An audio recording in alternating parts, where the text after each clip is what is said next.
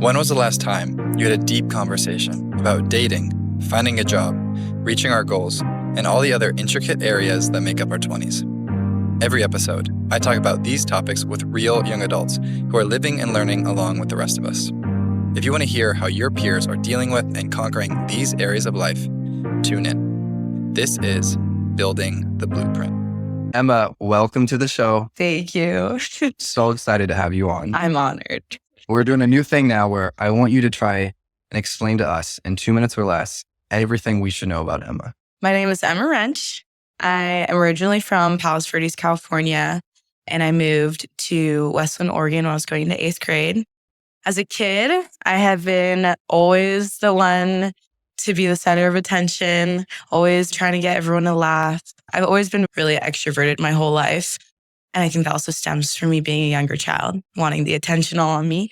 But yeah, I've always been really involved with many things. I'm very thankful for my parents for putting me into multiple sports and experiences, even if I was really anxious to do it. I went to 3 different middle schools. I went to a new one each year, which was definitely the most challenging part, one of the most challenging part of my lives, because I was the new girl every single year. And having to meet a new group of friends every year was definitely challenging, but it taught me a lot about people and how to interact with them and seeing if someone doesn't like you or someone does. So it really taught me how to be a social person and understand social cues and all that. But yeah, I've always been a very open and extroverted person my whole life, that I put myself into a lot of roles that kind of put me into a leader position. On a majority of my sports teams, I was always the captain.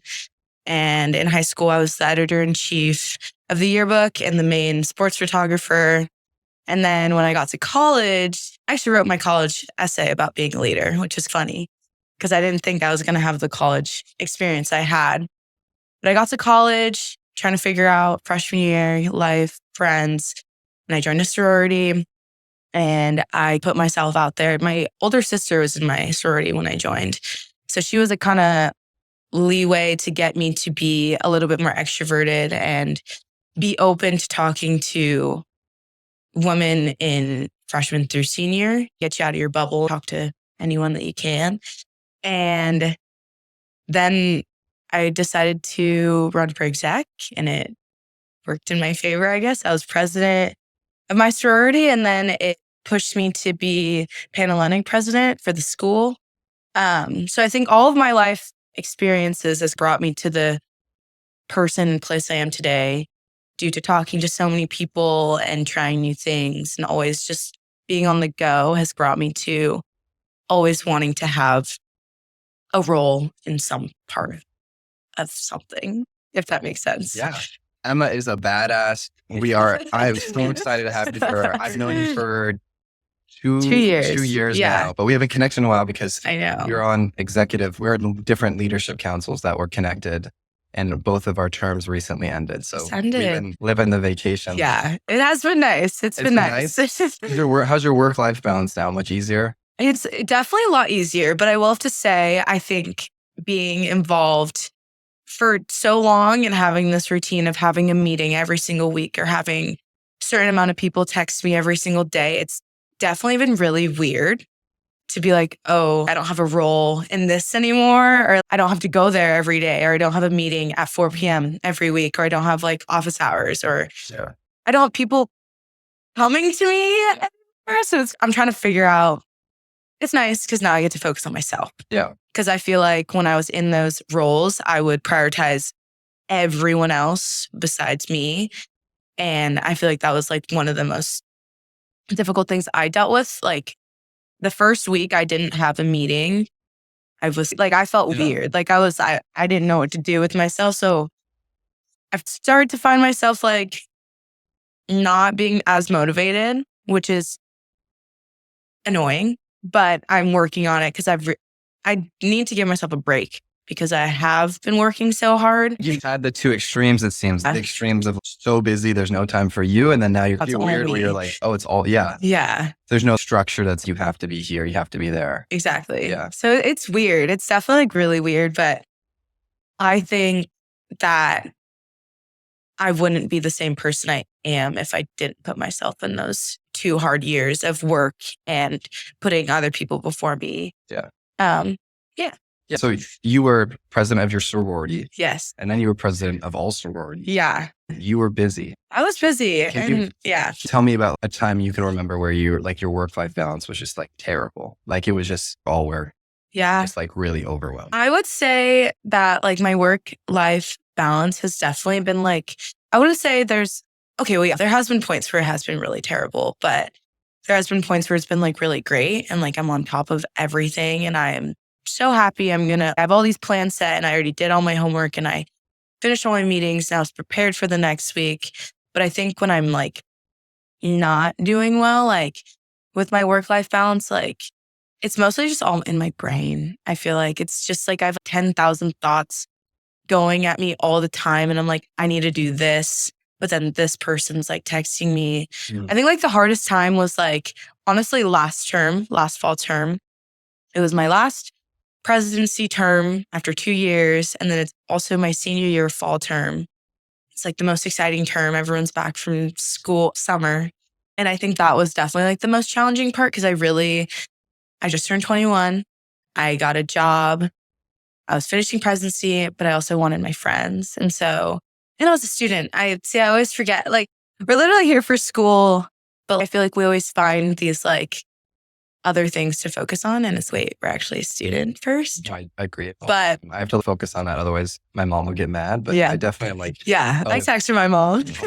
Like my midterm. I was like, Mom, B+ is fine. She's like, but like we could do better. Yeah, exactly. It's okay. Yeah. I should be pushing myself more. But a time where, definitely this past fall term, we went through a really hard 2-week recruitment process, which is very frustrating because not everyone was happy about how long it was, but I mean, neither was I. I have my life. I have so much schoolwork. And I often found myself, whenever I get into a leadership role, I feel like I prioritize that over anything else. So I found myself going to class because I wanted to make sure everyone was okay in recruitment, or I would be fine with submitting an assignment late because I was doing so much for the school. Like, it's definitely hard to like balance, like I'm doing so much without getting paid. But then I'm also like, I'm paying for so much. Yep. That's the thing that was really hard for me is I'm doing this like for myself, but also for so many people that it just gets finding the balance is really hard. Finding the balance is just like hard. It's definitely like one of the most trickier situations, but I think that you have to take it day by day, figure out how you're feeling when you wake up, like how much can you personally do that day, which was challenging for me because sometimes I wake up like super tired and I'm like, I don't want to do anything today, but then I have X, Y, and Z. And so, actually last fall term was definitely the most challenging because I felt like I had so much to do, so much to finish out of my presidency to make sure that the next exec was like good. So I felt as I was trying to prioritize school and my friends and my job that I didn't fulfill the needs as I could have. Does that make sense? Yes. Like I feel like I couldn't. All your time was going to the one thing. Yeah. All my time was, I got really tired of presidency and I was like, okay, I need to focus on school. It's my last year. So I was more focusing on school where the presidency wasn't really hitting. I don't know.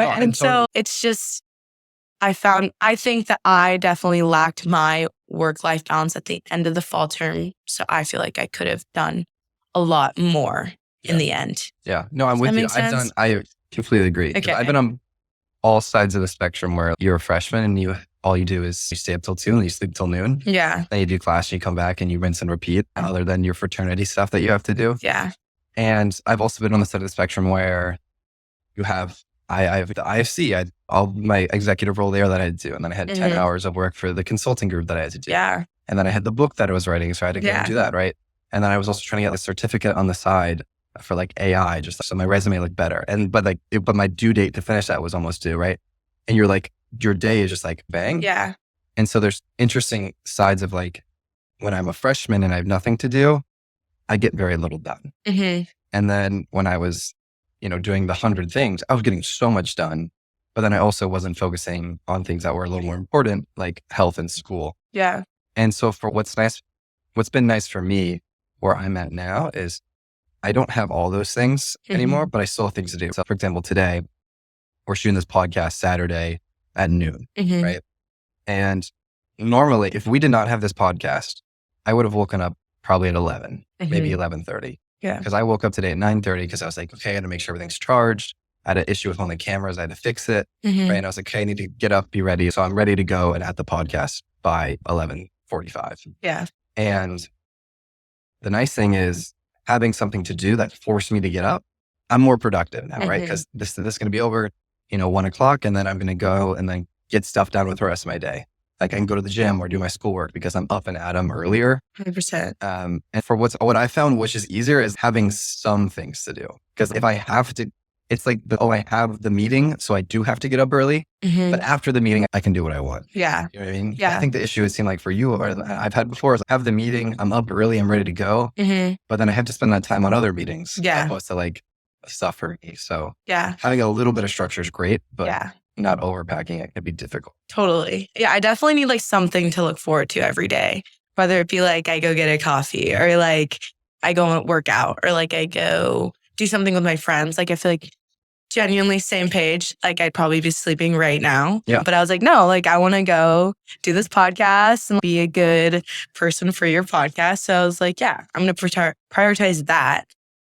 But it's funny because I feel like this is like one of the most major things I've done in the past few weeks. Not going to lie. Because I genuinely have been so clocked out of everything except for trying to finish my classes right now and my friends. And I feel like I haven't really been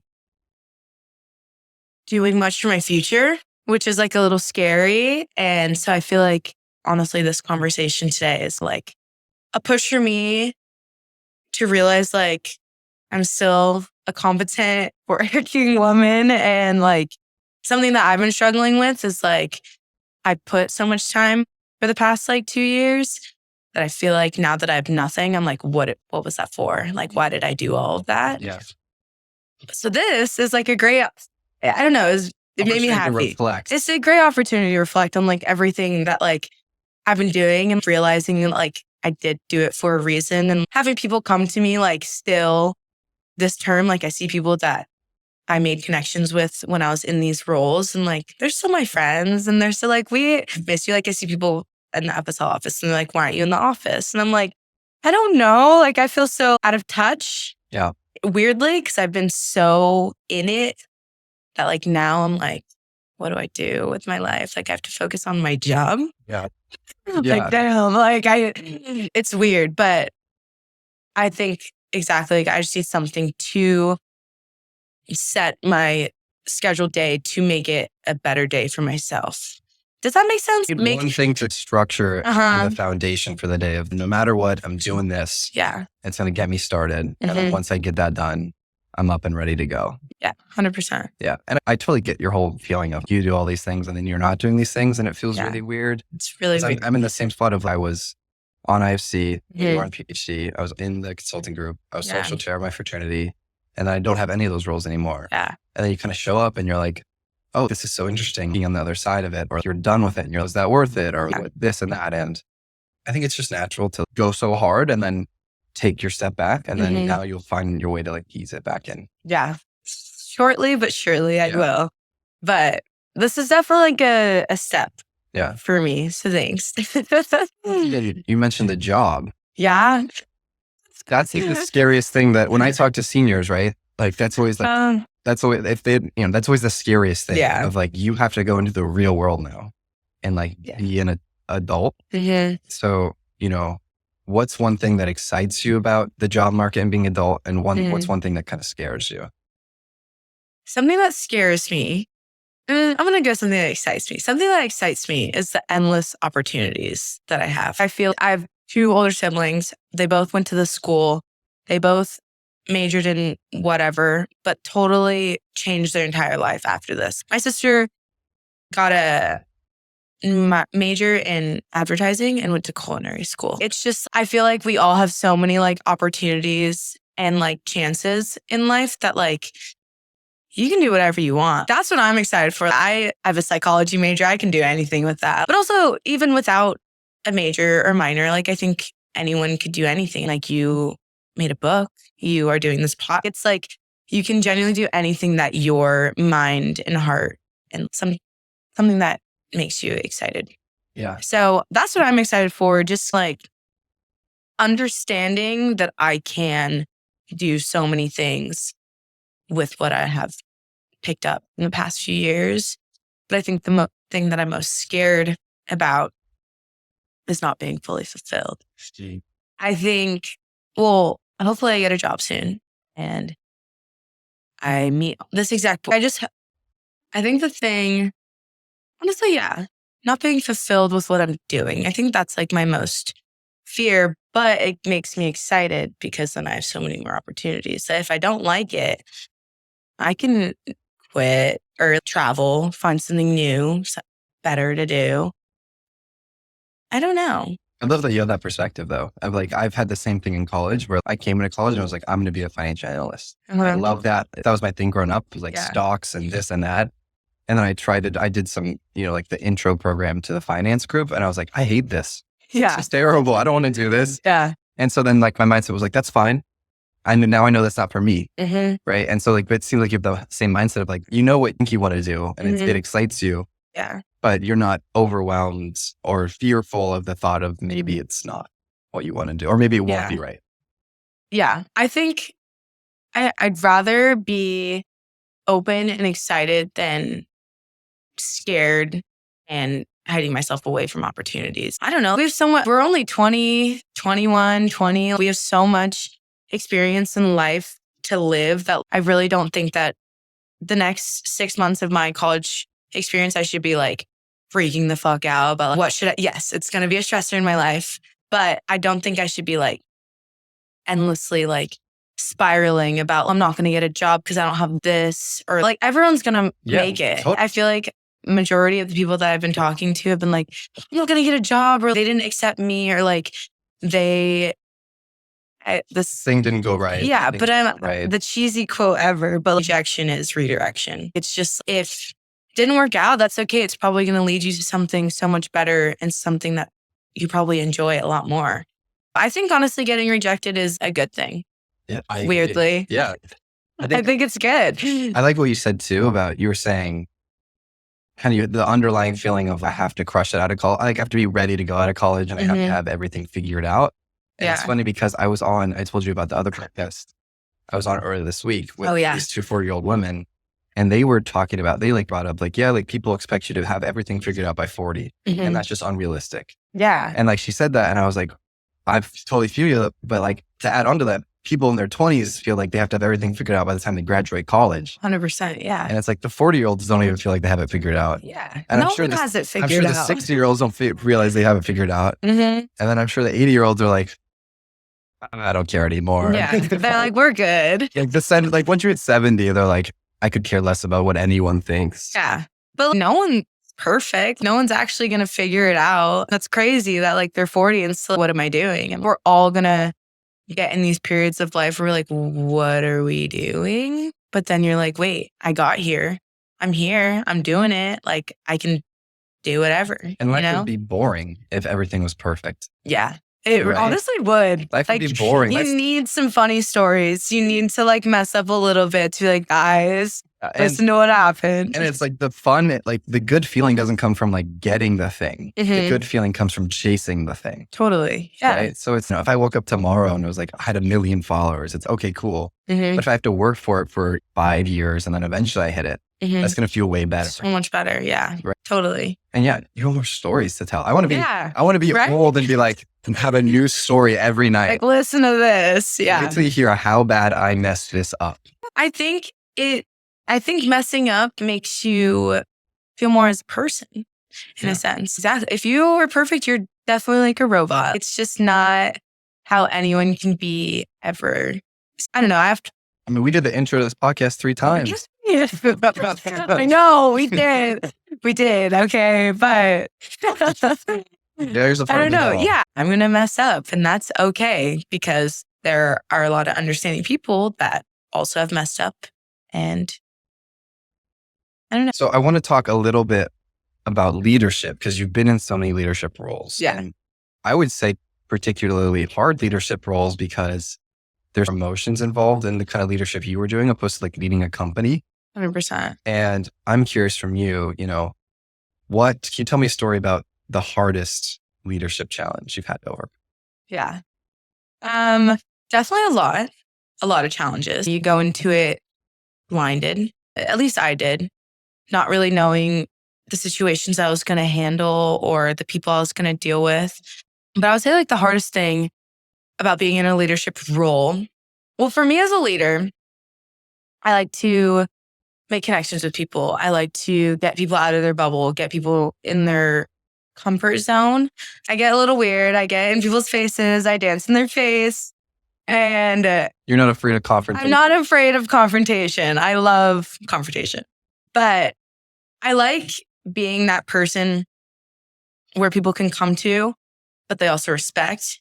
And so I feel as a leader, I tried to build a connection with almost every single member in my chapter as I could and on my exec board. But the harms of that is you get these really good friendships with them and you make all these memories with them, and then they mess up. Or they like do something where you have to get them in trouble, or you have to put on that like presidential face or leadership face. And it's hard. Like I've had a lot of times where I've gone into conversations with my friends being like, I'm doing this role for an experience for myself and I care. So I'm going to do the extra mile and I'll get you in trouble.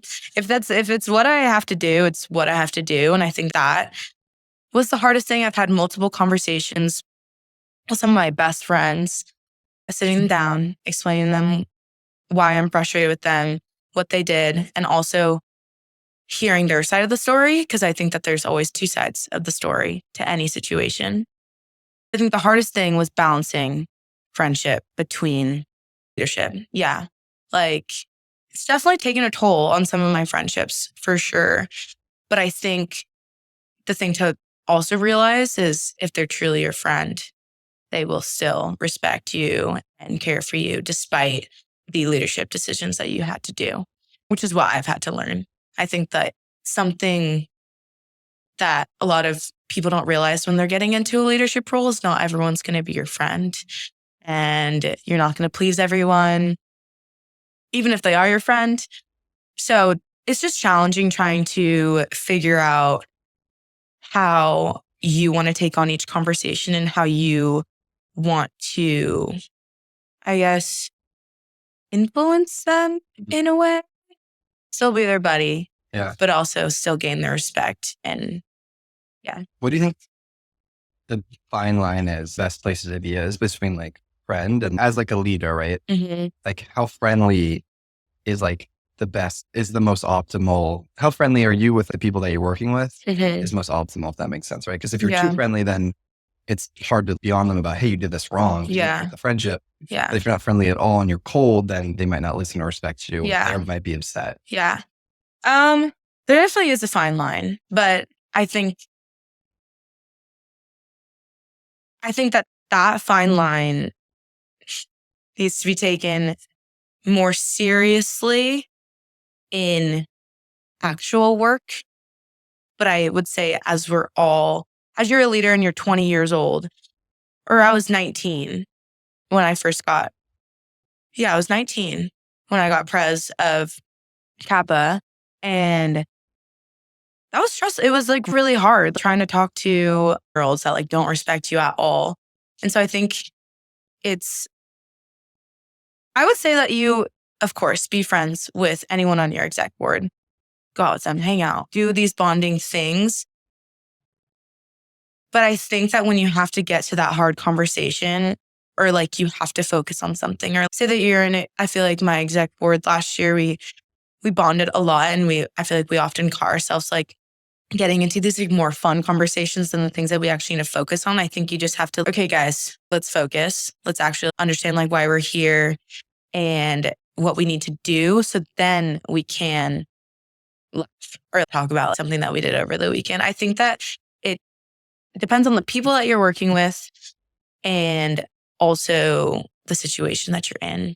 Yeah. If that makes sense. Yeah. Something I'm trying to focus on too is like one of my theories right now is like respect is really big because if they know, hey, like I respect you a lot, like when I give you this feedback, it's from a let's grow together. One of the things I'm testing out is, okay, if my thought is like, if you know that I respect you and I trust you and I think you're great, like you'll be more secure when I give you the harsh feedback or when we have to have those hard conversations. Yeah. I'm like, hey, that's funny, but let's focus on this for a second. Yeah.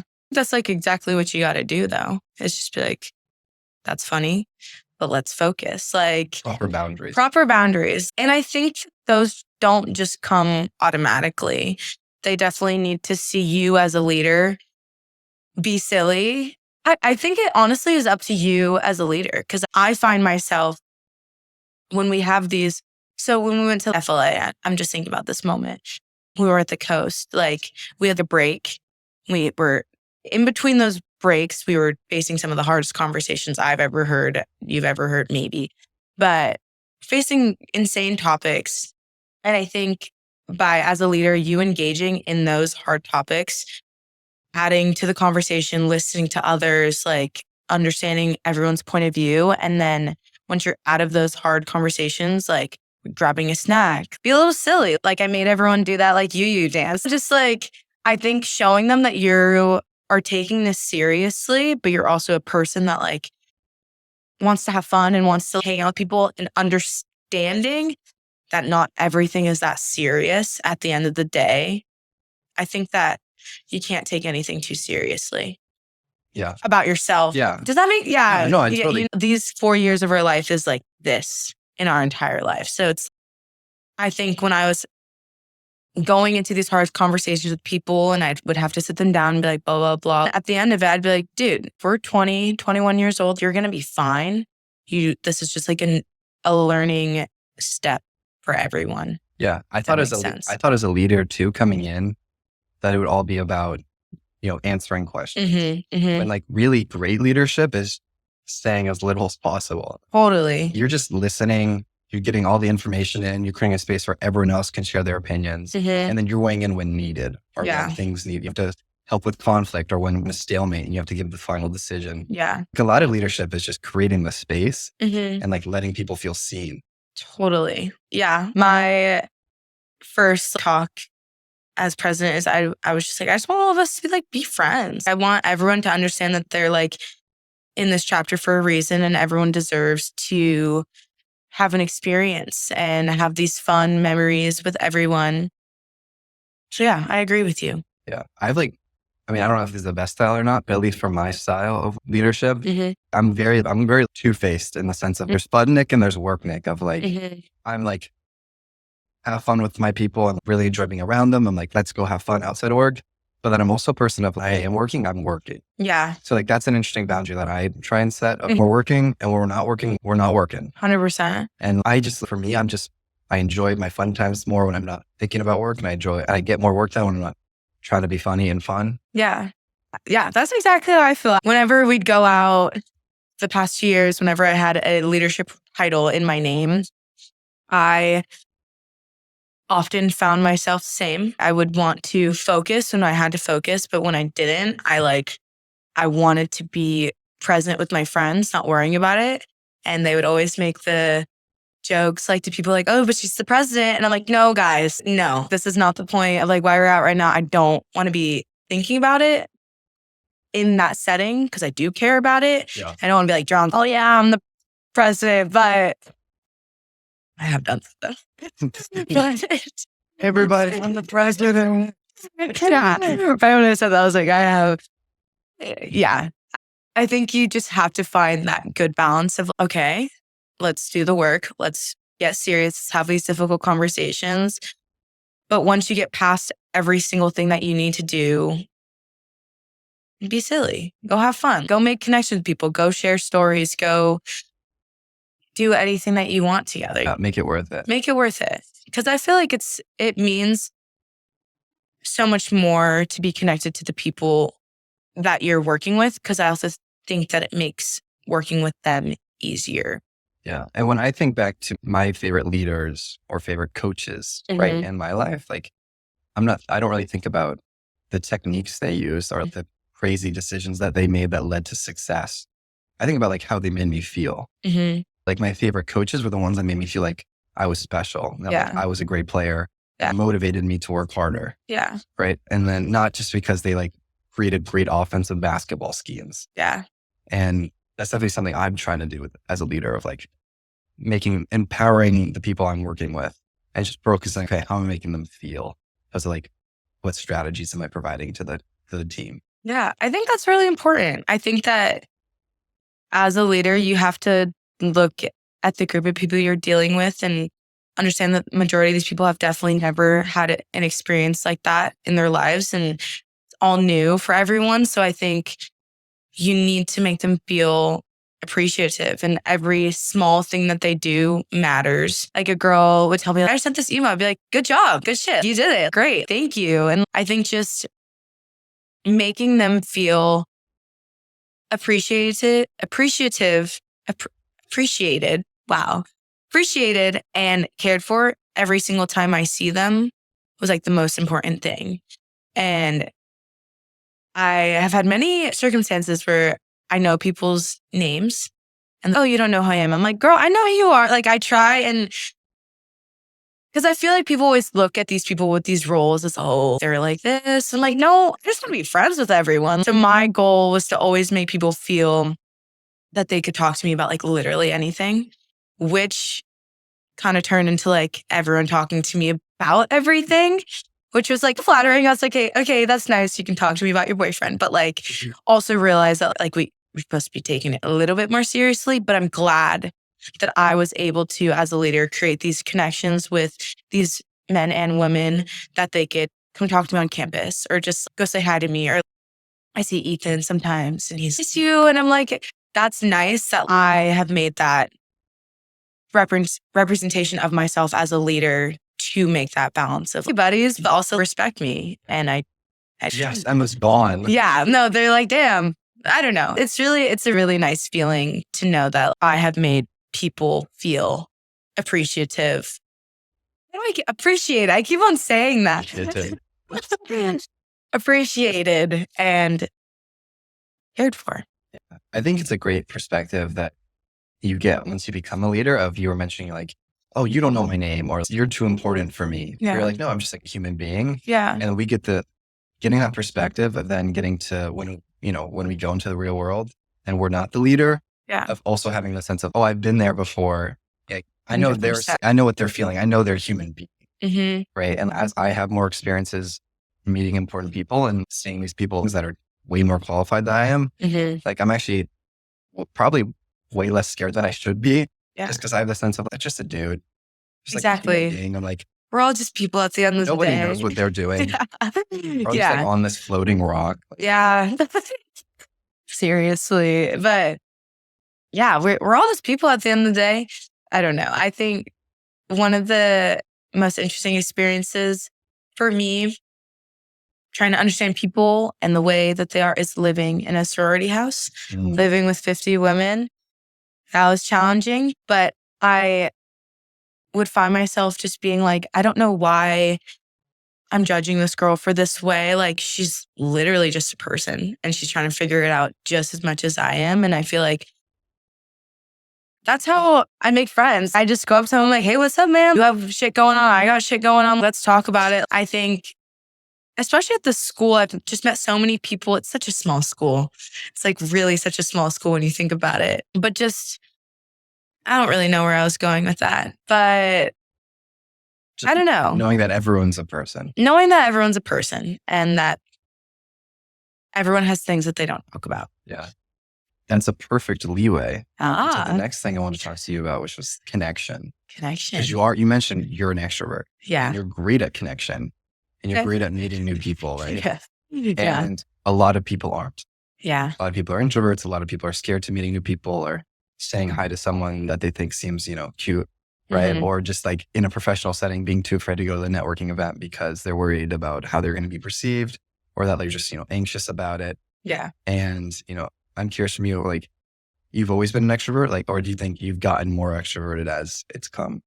I would say it ebbs and flows. Like I say I'm an extrovert, but I have these moments where I just want to be alone and I don't want to talk to anyone, or I'm just not feeling it. I just get too in my head, to overthink too much.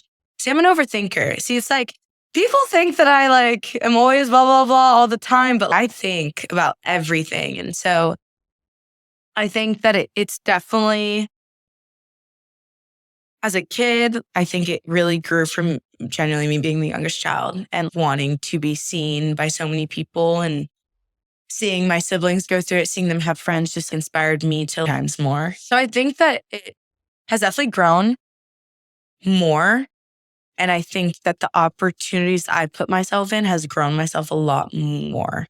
It's like we went to Anaheim, and if I went to Anaheim in high school, I would have not talked to as many people as I did. I wouldn't have gone up to this girl being like, your dress is really cute. Like, where are you from? I think it definitely has grown from every experience that I've had and observing people throughout my whole life. I have definitely grown to be the personality I am today. And something that I actually took from your book is that you have to choose to be a certain type of person every day. And so something that I've had to realize is if I want to be this like fun, happy girl all the time, then I need to choose to do that. And I need to decide where my emotions like take me. And if I want to go say hi to this random person at a bar, or go up to this group of people that I don't even know and just be like, what's up, guys? Like, I have to choose to do that. So at the end of the day, it's just me deciding, do I want to be this really fun person for this group of people? Because I so can. I can so just turn around and just like be quiet and have my resting bitch face on. It's And easier to be quiet. it's so easy. It's so easy to just to anyone. But I think for the plot, it's so much fun to just go up to a random person and be like, hey, what are you drinking? What's going on? And it just, I think the more people do that, it pushes them to understand themselves more. I love the word for the plot. Like, I love, you kind of said that as a joke, but I think that's honestly the realest part of it, of to be really extroverted. I was talking about this last episode. You have to be a little delusional. Oh, yeah. You have to be delusional in the sense of, oh, like that person don't like me. I'm going to go talk to that person. Or I'm curious. That's a group of people. They want to talk to me. Yeah. Or I have something to add here. Even if they so don't. Most of the time, it's probably not. Yeah. And I have the same thing too, where it's like when I get really nervous about something socially or extroverted, one of my first thoughts is always, I want to be able to tell this story later. Yeah. Of like how this one, I was terrified. I did it and it went well. Or I was terrified and I did it and I ate shit. Yeah. Right? Either way, it's going to be a good story. And for me personally, the pain of, kind of what if and the lingering of like when I'm quiet and like I don't do something and just that feeling you have, like, so much more than someone being like, oh yeah, okay, bye. You know what I mean? Exactly. The awkwardness of of sitting there and like eating yourself alive versus the awkwardness of someone being like, no thanks. Yeah. I was literally like just thinking that like, why not just try it? Like, why not shoot them a text? Why not just go say hi? Because what's the worst thing they're going to do? Walk away from you? Okay. Not supposed to be in your life then. And I'm like, I think it's honestly funny when people are a little what and you're like, oh, okay, that was a little embarrassing. I'm going to move on from it. And it's a fun story to tell. And the next morning we're like, guys, I had this really awkward interaction with this dude or girl. And then you laugh about it and you learn from it and you move on. So for me, growing up, I was not extroverted. Okay. I was super, super introverted in high school. Would not talk to anybody. Like when COVID happened, I'm sure were you upset about COVID because you were stuck inside? Yeah. I was so happy. Really? Best time of my life. Because I got to sleep. I had an excuse to not talk to anyone. There wasn't that lingering feeling of I'm not talking to anybody because I couldn't. Right? It was so peaceful and relaxful because I got to live in the world that I knew of just staying in my house, playing Fortnite, going to school, right? It was great. Yeah.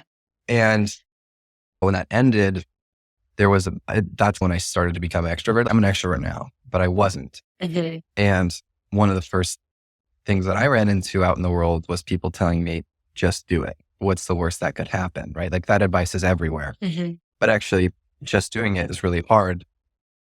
What kind of strategies or advice would you give to someone when we say that of just do it? Because the general advice is just do it, but just doing is really hard. Like, where should someone just doing it start? In what circumstance? In just like life? Like you just want to become like a more extroverted person? Yeah, they want to do more things that scare them. And we tell them just do it, right? But then just doing it's really hard. I think you need to do it on your own first. Okay. Maybe put yourself in an awkward situation. Actually, that might be worse for them. Now that I'm thinking about it, that might be worse. Let me think. I can go while you think. Because Okay. at least from my experience, Yeah. I'm just like, I have some thoughts on it just because I did do it. Yeah. And I'm also curious to hear your thoughts. I do want to know your thoughts. For me, like structure makes it really easier. Okay. For example, like we were talking about earlier today, like I wouldn't have gotten up if I didn't have to come here. Right. There's lots of days, even as an extrovert person, that I wouldn't have gone out if someone didn't ask me to. Like I went, Mhm. we're talking about Thursday night and how I saw all, the Kappa girls. Yeah. And I was not going to go there, but my roommate, Cam, was like, hey, do you want to come? And I was like, yeah, I'll come. Yeah.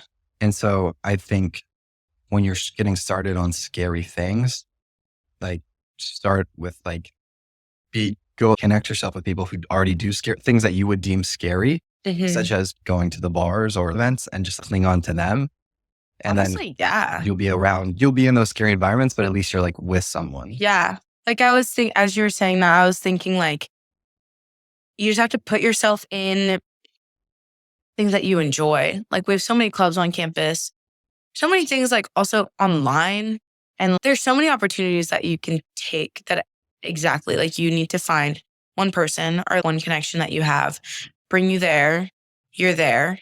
So then now you have the time to network for yourself, which seems definitely really scary. But I think going to something, honestly, I totally agree with you. Having something that has a structure, it gives you something to talk about when you get to that event or something or wherever you are. Like, why are you here? Like, how did you get into this? Did you ever like this? Like, I think that having small talk with someone is hard. It's so frustrating. So I think you have to, what I like to do whenever I meet a new person or something like that, I'm always the question master. I always ask them anything.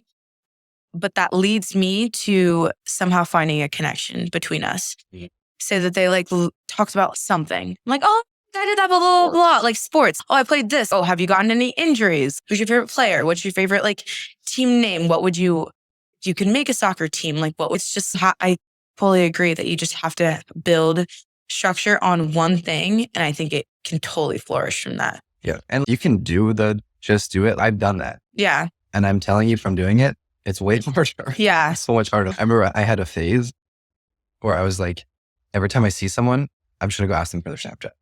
I was like, Nick. dang. And thinking back on it. You got snapped? And the best part too is I would add them and my snap score was 50,000. Oh. So it's so funny. Okay. But you get a thick skin from that. Yes. And yeah. You develop. But I think the more effective way is to, who's doing it? Let me go hang out with them and I agree that you should definitely something like that. But I think once you feel like you've gotten everything that you've wanted out of them, it's your turn to take those things that you've learned and put yourself in that situation so that you can teach someone else and be like, I just asked a girl for her Snapchat and she said no. Then that next person that you just told, okay, probably won't do that. I think everyone genuinely learns off of each other. And so I think, yes, having a mentor is great. But not being afraid to take it on your, I think you can do it. I so get it. I do. I'm not this, I can't, I say I'm this extroverted person. I can't do everything in the world. I'm not like this. I can't talk to everyone. I have awkward conversations all the time. Literally had the few last night. It's just, it happens. And then you have to realize I tried. I put myself in that awkward situation and then It's not going to be awkward next time because something interesting that I've realized too is like, whether you're nervous about what you're wearing or who you're talking to or what you're saying, is the more self-assured you are about yourself, the less awkward it is. 100%. Even if what you're saying was wrong, if you feel like there's an energy about it too, where you're saying things confidently and you feel good about yourself, like it's going to be less awkward. Like obviously be careful. Like you can just still say crazy shit and say crazy shit. Yeah. That's a problem. But yeah. if you're self-assured, everything's going to be okay. Yeah. Agreed. I think we are all so worried about what other people are thinking when 95% of the time they're just thinking about themselves and how they interacted in the conversation. Like you could still have an awkward conversation with someone, be like, ooh, I acted really weird. They're probably thinking I was acting really weird. That was really awkward. Everyone's always thinking about themselves more than anyone else. Being self-assured. Once you get extroverted, right? And you are self-assured, then there's the aspect of wanting to be more authentic and kind of stand out. Sometimes that's socially, right? You're at the bar, and sometimes that's professionally and you're like trying to get a job. As someone who is extroverted and has lots of conversations, I think you're a great observer, right? Of just what's always going on. Yeah. What do you think is what are some good ways to stand out and what are some bad ways that people's trying? I think a good way to stand out is, say that you're going to a party. You walk in. I would say, don't go in on your phone and go in like it's a party. Like everyone's okay. Let me restart. Okay. Best way to stand out. The best and worst ways to stand out. Okay. I would say that the best ways to stand out, so friendly to everyone. I hate when I go into a situation that I don't know that many people and everyone's very closed off and they don't really want to talk to anyone else except for their friends and all that. So I often have these really awkward situations. I'm like, hey guys, what's your name? I'm Emma. What's up? And then half of the time they're like, hey, what's up? Like, I think that you just overall need to read the body language of a person. I feel like observing the place that you're in, can you act a fool? Can I scream right now? Can I start dancing? Not scream, but can I get a little, what's the vibe? You generally just have to understand the vibe of the whole situation. Say that you're hanging out with your friends. Half of them are exhausted, but you have a lot of energy and you're trying to get them all pumped up and you're screaming in their face. And they're like, dude, then that's not a good way to stand out. That's not a good way to stand out. I feel like you really have to understand, even if you don't know them, you have to understand people's body language. I don't know. I feel like No, I get what you're saying. Yeah. And that's, I think, a lot of what you're putting on EQ. Yeah. Yeah. Not to piss people off. Yes. They come off in a weird manner. Yeah.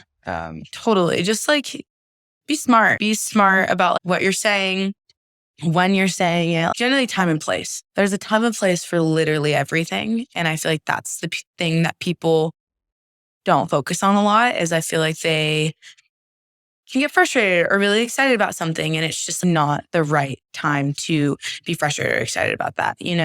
Say that your friend is crying or something like that. And then you just got a text on your phone that, hey, I got a job, or I got a good grade on my test.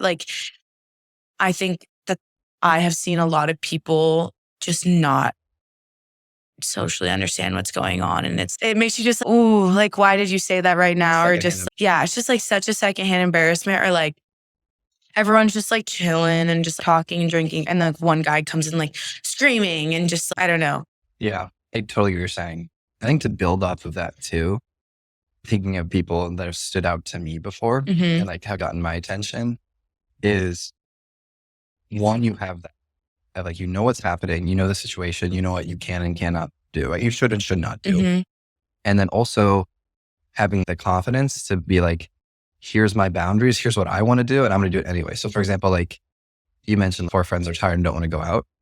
Instead of motivating them and yelling at them to try and drag them out with you, you go, get it, you guys don't want to go out, I'm going out. And that's an interesting way of, you're going out on your own. That's that stands out to me. Or like you're in whatever, you're in a professional setting, right? And you're talking to someone and you're like, you're very clear and confident in terms of, hey, this is what I'm looking for.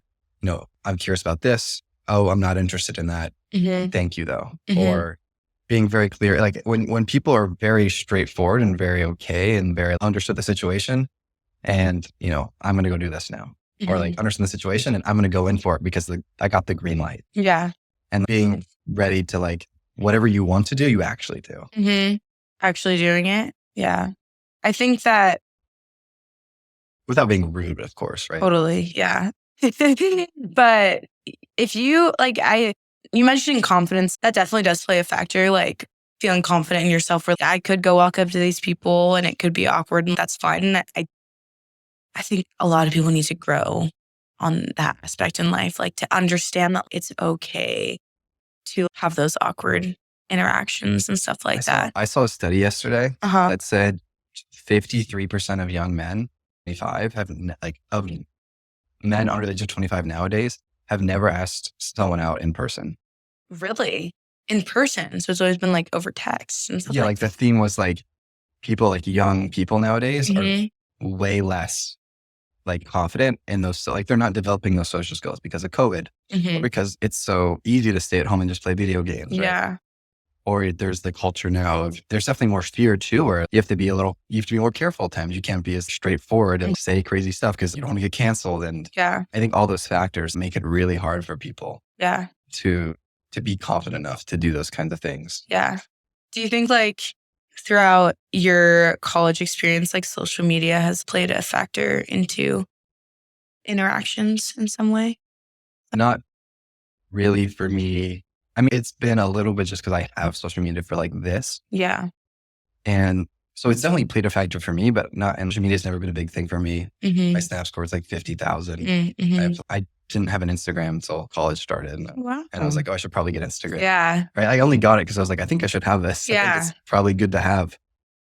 And so for me, the only thing the hardest part about social media for me has been like me posting videos and people seeing it and me being like, oh God, like I'm on the internet. Yeah. But that's been a great confidence booster for me because I know whatever embarrassing thing that I'm thinking about doing in person, I've done more embarrassing things that are online permanently. True. But they're not embarrassing. They're not embarrassing, but as a person, they feel embarrassing, right? Like we were talking about earlier about watching yourself back on camera. Yeah. It's really hard. Yeah. Right. Like I'm sure I doubt you're going to watch this whole podcast back, right? I'm not going to watch this whole podcast. I'll listen to it back. I'm not going to watch it back. Yeah. And if I can get over the thought of that's out there, it's easier for me to get over the thought of like, I can do this one thing in person.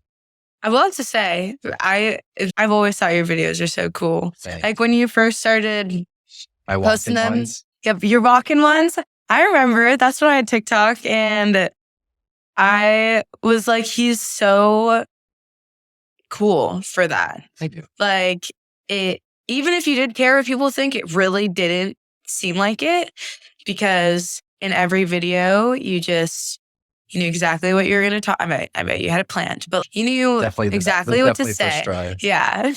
You knew exactly what, it was just really cool. Like whenever I talk to my friends, I'm like, it's Nick, smart Nick. Cause I'm just like, it's crazy hearing your story now. Cause I didn't know that about you, how introverted you were and stuff like that. I would have never. Until I was introverted, like going into college. And I just would lie to myself. And I was like, I told everyone I was extroverted when I got to college. Look at you, dude. You an author, you have a pod. It's super cool to see someone that was that way and exactly grew into the person they were supposed to be. So I think it's awesome. Yeah. Thank you. And I think in terms of what I was talking about earlier about saying I stand out to you because of, the podcast and putting that stuff out there. Yeah. I've had multiple conversations with my roommates being like, I think that it was like last term, you were telling me about your book or something like that. And then I saw you like the next day at 7 a.m. at the consulting thing because we like drove by and I was like, what is this man like up to? He's just like on it. So yeah, you've always stood out to me. So that it's really interesting hearing how people develop. So it's really cool. Thank you. Yeah. Yeah. And that's what I would like. in terms of the message I try to give to everyone is I'm trying to also be that example of this is how I'm trying to like how I stand out. And it doesn't have to be a book. It can be whatever you wear, whatever you choose to wear that day, or it can be what excites you and what you talk about. Like some people, what makes them stand out is like Dungeons and Dragons. Like that's their thing. And they're like not afraid. They're not afraid to hide. Hell yeah. Yeah. And I do think just being authentic is how you stand out. Like on Thursday, it was Valentine's Day and I had nothing red. I wore overalls, a dress shirt, and a pink tie. Which is like crazy outfit. But it's awesome. But I owned it and I got a lot of compliments for it. Exactly. So it's also a scary thing to do. You're like, I'm wearing overalls and a dress shirt and a pink tie right now to a frat party. Yeah. And honestly, I think wearing like a silly outfit or like something that you usually don't wear brings out the strangest confidence in people. Yes. Like, I'm going to rep this for the night. And then you get so many compliments. Once you get a compliment too, you're like, this is it. Yeah. You're like, okay, I'm in this for the rest of the night and I'm a rocket. I don't know. I love that. Yeah. Yeah. I think the best way to stand out really is just 100%. Being true to yourself and the people around you. Emma, thank you for coming on. We're about to be. Okay. That went by really fast. Wait, sorry. I just told people. You can keep going. No, it's fine. I'm good. We can have this conversation over and over. Well, thanks for having me, Nick. Of course. This is so fun. We have a closing tradition. Okay. Which comes directly from my favorite show, The Diary of a CEO, in which the last guest leaves a question for the next guest, not knowing whom they're leaving a question for. And the question that has been left for you is, what is something that recently made you happy? What is something that recently made me happy? Okay. So last weekend, two of my best friends visited that graduated last year. And my birthday was in July and it was my 21st birthday and I spent it by myself. I was in New York visiting my siblings, but they were working. And I spent the day by myself. I went to a museum. I went to Central Park and I was just walking around all day, did some shopping and FaceTime my friends. And I walked around New York for a while. Anyways, I was by myself for my 21st birthday party. Two of my best friends, one of them, she hasn't been in Eugene since August, and then the other comes a lot. Anyways, they made me a surprise birthday party last weekend. And I unfortunately found out, a girl told me at the bar, I was like, hey. I walked up to her saying, hey, what's up? Just going through passing. Yeah, I was like, hey. She was like, oh my gosh, like your birthday's on Saturday. I was like, my birthday was in July. I was like, that's sweet. Thank you. She was like, no, like you're having a birthday party on Saturday. I was like, what? So I go up to my friends. I was like, guys, like Maria just told me that I was having a birthday party on Saturday. And they were like, bro. And they were like, dude. And I was like, what? And they were like, God damn it. Like She didn't have the EQ. She made the scene. No, she didn't. But it was still really sweet. Like they took me out to dinner. And then when we got back to dinner, Ben, Brett were there and Brett's brother was there. And then all of my like girlfriends were there. And it was really sweet. Like they texted that has made me happy. I'm going on this long tangent. Something that's made me happy. But being cared for in random times or being cared for after 7 months of it not being my birthday. And then they're like, we're going to celebrate you in February. That made me really happy and appreciative. But a lot of things make me happy. I have a long list of the things that made me happy within the past 3 weeks. But there's a lot of things that don't make me happy. Okay, I'm spiraling. Thank you. Thanks, Nick. This was awesome. Wait, do I have any questions for you? What has made you happy recently? I love this. You're the first person to do that. What has made me happy recently? Mm-hmm. Honestly. Yeah. And I was honestly, we were talking about the outfit. I was nervous wearing that, but I was like, I think that was the first time I went there and I was like, I think I was nervous putting it on. Yeah. And then I was like, I'm fine. I put it on. I was like, oh, this will be fun. Yeah. And I had 3 people ask me, why are you wearing overalls? And I said, why not? And they go, good point. Exactly. Literally, good point. That made me happy. Good. I love that. Cool. What is... First time I have been interviewed at the end of the interview. So, Nick. Question for you. You have a Google Doc. Yeah, I have a Google Doc ready. My question for you would be, do you like green apples or red apples better? Like, I don't like mushy apples. yeah, thank you. Red apples tend to get mushier. Yep.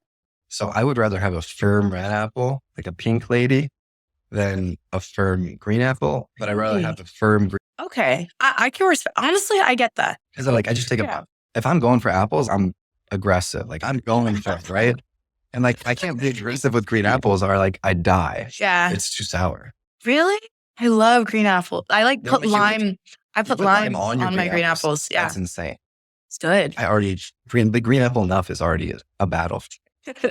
I'm really struggling. I need peanut butter to not die. Chunky or creamy peanut butter? I can go either way. I was always a creamy growing up. I remember I was so obsessed with peanut butter that parents would have, like, I'm like 8, right? My parents would like have a party, have their friends over, and we'd live next to 7-Eleven. So me and my dad would walk to 7-Eleven, buy a big tub of peanut butter, of Jif. He would sit me at the counter with my peanut butter and a spoon, and I would just eat peanut butter as this party folded around me, like, and just watch. Just observing with your peanut butter. I've been a big peanut butter person for a long time. It is good. My mom sent me like a little like Valentine's Day care package, and there's peanut butter in it. Wow. That's awful. I do love peanut butter. I got one. Reese's or Reese's? How do you pronounce it? Reese's. Thank you. Good. Who says Reese's? Actually, French people, I don't know. Reese's. Reese's. Any other questions? What's your favorite tongue twister? Sally sells seashells by the seashore. You say unique New York 10 times fast. Unique. What about like red leather, yellow leather? Want me to mess up? Red leather, yellow leather, red. Yeah, I don't think I could do that one. Red leather. Yeah. See. Got you. Yellow leather. Okay, those are my questions. Thank you, Emma. Thanks, Nick. Illy.